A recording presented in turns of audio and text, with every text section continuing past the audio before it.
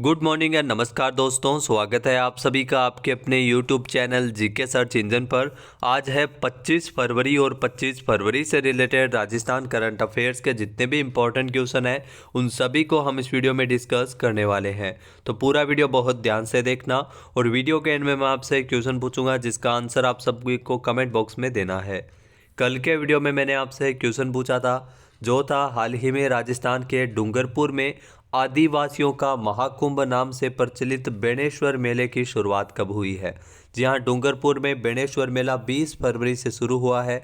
C option इसका बिल्कुल सही था। जिन दोस्तों ने सी ऑप्शन कमेंट बॉक्स में सही जवाब दिया था उनको हार्दिक शुभकामनाएं। जी हाँ, देश भर में आदिवासियों का सबसे बड़ा आस्था का धाम कहे जाने वाले बेणेश्वर डूंगरपुर में आदिवासियों का महाकुंभ से नाम से प्रसिद्ध बेणेश्वर मेले की शुरुआत हो चुकी है। ये मेला पर्यटन विभाग, राजस्थान सरकार और जिला प्रशासन डूंगरपुर के संयुक्त तत्वावधान में आयोजित हो रहा है। मेला 20 फरवरी को शुरू हुआ है जो 24 फरवरी तक चलेगा। इसमें लाखों आदिवासी लोग पहुंचेंगे। खासतौर से राजस्थान, गुजरात और मध्य प्रदेश और महाराष्ट्र के आदिवासी भी इसमें शामिल होंगे। आमतौर पर यह मेला फरवरी मार्च में आयोजित किया जाता है। माघ में शुक्ल पक्ष की एकादशी को मेले का आगाज होता है और पूर्णिमा को मुख्य मेला पड़ता है। तो चलिए स्टार्ट करते हैं आज के राजस्थान करंट अफेयर्स। पहला क्वेश्चन है, हाल ही में किसने देश का पहला अपनी तरह का ह्यूमन ब्रीथ सेंसर, जी हाँ ह्यूमन ब्रीथ सेंसर है वो बनाया है। जी हाँ, ये आईआईटी जोधपुर ने विकसित किया है। बी ऑप्शन इस क्वेश्चन का बिल्कुल सही हो जाएगा और यह क्वेश्चन आपसे एग्जाम में ज़रूर पूछा जा सकता है। आइए जानते हैं इम्पोर्टेंट फैक्ट्स। जी हाँ, आईआईटी जोधपुर ने देश का पहला अपनी तरह का ह्यूमन ब्रीथ सेंसर विकसित किया है। आईआईटी जोधपुर के शोधकर्ताओं ने पहला make in India human breath sensor बनाया है। ये मेटल ऑक्साइड और नैनो सिलिकॉन से बना है जो इसे दूसरे मौजूदा सेंसर से अलग बनाता है। इसे सांस में अल्कोहल की मात्रा को मापने के लिए डिज़ाइन किया गया है, यानी अब कोई भी नशे में गाड़ी चला रहा है तो ये आसानी से चेक कर सकेगा कि नशे की मात्रा कितनी है। इस सेंसर की मदद से आप अस्थमा, डायबिटीज़ और keto acidosis, chronic obstructive pulmonary disease, sleep apnoea और यहाँ तक कार्डियक अरेस्ट जैसी गंभीर बीमारियों का भी पता लगाया जा सकता है। नेक्स्ट क्वेश्चन है, राजस्थान सरकार और किसके मध्य ब्लॉकचेन प्रौद्योगिकी में सेंटर ऑफ एक्सीलेंस स्थापित करने के लिए एमओयू किया गया है। जी हाँ, आप देख सकते हैं एमओयू किया गया है। आईआईटी कानपुर के मध्य और राजस्थान सरकार के मध्य एमओयू हुआ है, यानी कि ए ऑप्शन इसका बिल्कुल सही हो जाएगा। आइए जानते हैं इम्पोर्टेंट फैक्ट्स। जी हाँ, सूचना प्रौद्योगिकी और संचार मंत्री कर्नल राज्यवर्धन सिंह राठौड़ की उपस्थिति में राजस्थान सरकार और आईआईटी कानपुर के बीच ब्लॉकचेन प्रौद्योगिकी में सेंटर ऑफ एक्सीलेंस स्थापित करने के लिए एमओयू किया गया है। जी हाँ, इसके तहत राजस्थान में ब्लॉकचेन तकनीक में सेंटर ऑफ एक्सीलेंस स्थापित किया जाएगा जिससे ब्लॉकचेन तकनीक पर नए इनोवेशन और स्टार्टअप विकसित किए जा सकेंगे।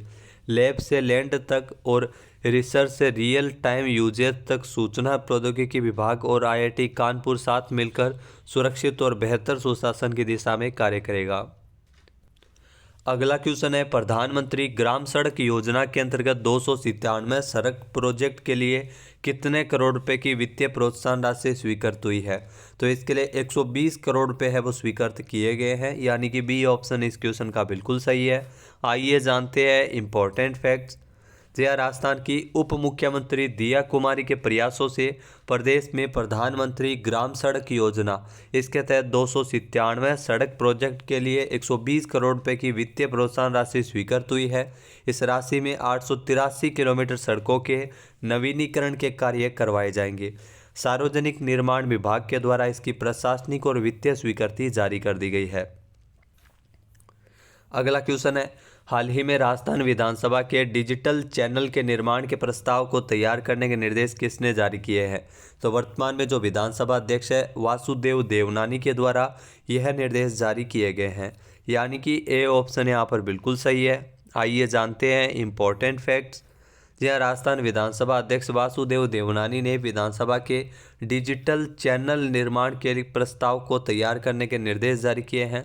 राजस्थान विधानसभा देश की पहली विधानसभा होगी जिसका डिजिटल चैनल होगा। इस चैनल पर विधानसभा के सदन की कार्यवाही का सजीव प्रसारण के साथ साथ राजस्थान विधानसभा और राज्य सरकार की गतिविधियों और योजनाओं का प्रसारण भी किया जाएगा। अगला क्वेश्चन है, हाल ही में 24 फरवरी को प्रदेश की भजनलाल सरकार ने मोबाइल वेटरनरी यूनिट की शुरुआत की है। इस अभियान के तहत प्रदेश में कितनी मोबाइल वेटरनरी इकाइयां संचालित होगी? तो राजस्थान में 536 मोबाइल वेटरनरी इकाइयां हैं वो संचालित की जाएगी, यानी कि सी ऑप्शन इसका बिल्कुल सही है। इसको देख सकते हैं आप, हरी झंडी दिखाकर रवाना किया गया था मुख्यमंत्री भजनलाल शर्मा के द्वारा।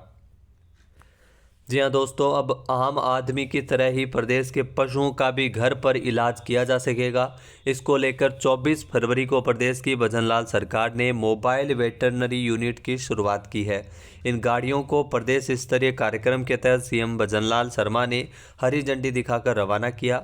इस अभियान के तहत प्रदेश में कुल 536 मोबाइल वेटरनरी इकाइयां संचालित होगी, ये आपको ध्यान में रखना है। इसके माध्यम से पशुपालकों का जो इसमें इलाज किया जाएगा, पशुओं का इलाज किया जाएगा। जी हाँ, मुख्यमंत्री भजनलाल शर्मा ने 21 वाहनों को हरी झंडी दिखाकर रवाना किया है। मोबाइल वेटरनरी यूनिट जो 1962 मोबाइल पशु चिकित्सा सेवा के तहत राजस्थान में 536 यूनिट संचालित की जाएगी। प्रदेश में लगभग 5.76 करोड़ पशुधन है और प्रत्येक 1 लाख पशुओं पर एक मोबाइल वेटरनरी यूनिट है वो कार्य करेगी। अगला क्वेश्चन है, राजस्थान के किस जिले में स्थित रामगढ़ क्रेटर को राज्य भू विरासत पार्क घोषित करने के प्रस्ताव पर विचार किया जाएगा? तो रामगढ़ क्रेटर ध्यान रखना 12 में स्थित है, जिसे राज्य भू विरासत पार्क घोषित करने के प्रस्ताव पर विचार होगा, यानी कि सी ऑप्शन इसका बिल्कुल सही है।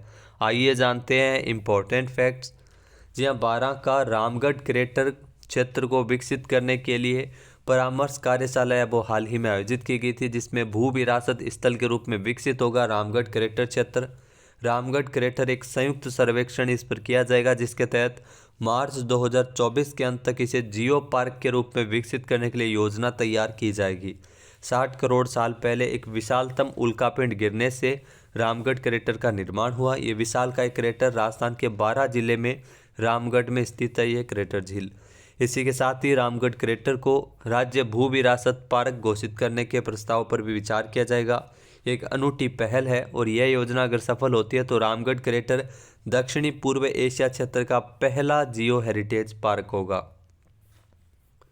अगला क्वेश्चन है, भारतीय रिजर्व बैंक की ओर से जारी रिपोर्ट के अनुसार पंजाब के बाद देश का सबसे ज़्यादा कर्ज वाला राज्य कौन सा है?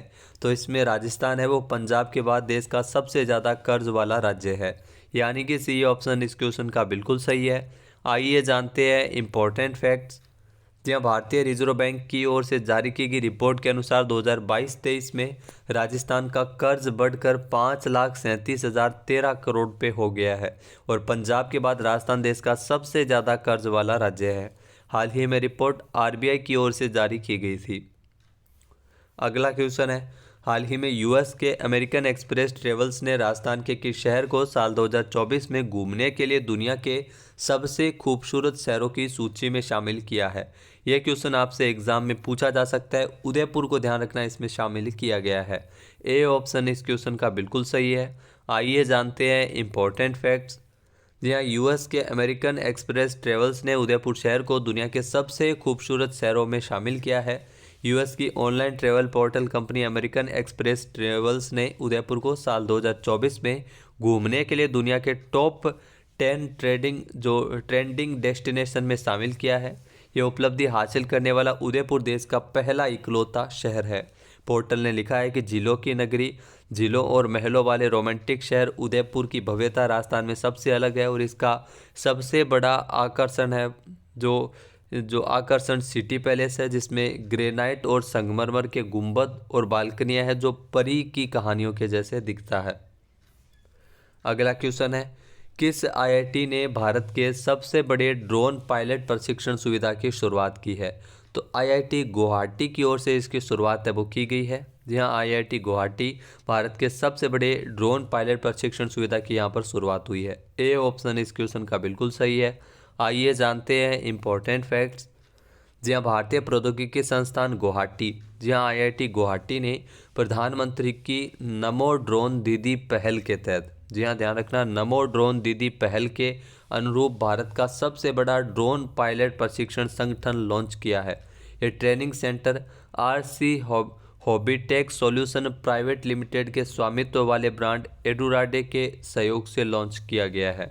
तो ये भारतीय प्रौद्योगिकी संस्थान IIT जो गुवाहाटी में ये लॉन्च किया गया है। नेक्स्ट है 3 दिवसीय अंतर्राष्ट्रीय गीता महोत्सव का आयोजन कहाँ किया जाएगा। तो 3 दिवसीय अंतर्राष्ट्रीय गीता महोत्सव जो मार्च में श्रीलंका के कोलंबो में इसका आयोजन किया जाएगा, यानी कि बी ऑप्शन इस क्वेश्चन का बिल्कुल सही है। आइए जानते हैं इम्पोर्टेंट फैक्ट्स।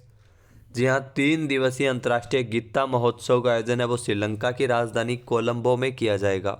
यह 3 दिवसीय गीता महोत्सव 1 मार्च से शुरू होगा। यह महोत्सव हरियाणा के कुरुक्षेत्र विकास बोर्ड के वित्तीय सहयोग से आयोजित किया जाएगा। अब बात करते हैं आज के हमारे क्विज के, जिसका आंसर आप सभी को कमेंट बॉक्स में देना है। तो आज का क्विज है, हाल ही में जैसलमेर में मरु महोत्सव 2024 के अंतर्गत मिस मूमल 2024 का खिताब किसने जीता है। एक बार फिर से सुनिएगा, मरु महोत्सव 2024 में मिस मूमल 2024 का खिताब किसने जीता है। इसका सही आंसर आपको कमेंट बॉक्स में देना है। और अगर ये वीडियो आपको पसंद आए तो इसे लाइक और शेयर करना बिल्कुल ना भूलिएगा। चैनल पर नए जुड़े हैं, सब्सक्राइब नहीं किया है तो अभी सब्सक्राइब बटन पर क्लिक करें। इस वीडियो की जो PDF फाइल है वो आप वीडियो के डिस्क्रिप्शन बॉक्स से डाउनलोड कर सकते हैं और इस क्वेश्चन का आंसर आप वोट करके भी कर सकते हैं। वीडियो देखने के लिए धन्यवाद। जय हिंद, जय भारत, जय राजस्थान।